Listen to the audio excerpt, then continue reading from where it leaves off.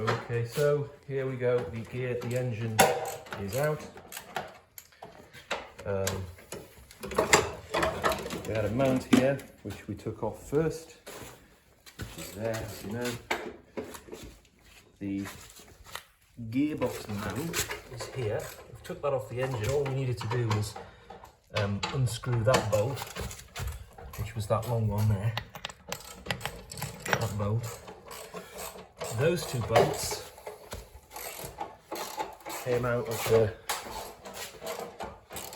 this mount here, this engine mount there, which is just getting removed now, and that basically sat on the gearbox there.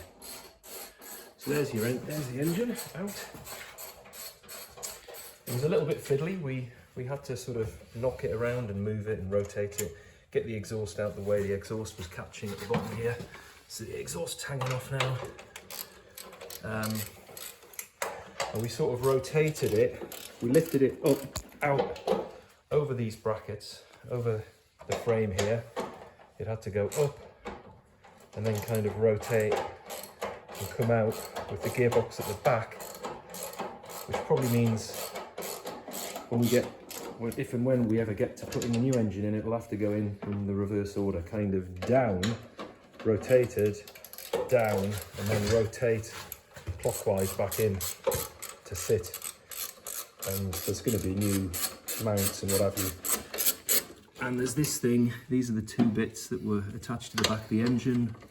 That is clearly the gear selector rod, and this is part of the gear linkage, but it's fixed. It's firmly fixed to the engine, to the body of the vehicle, and that had the rubber bush in it. That may or may not stay there. I don't know. I don't know whether that's going to have to come out. Okay, so it was actually relatively straightforward. There we are.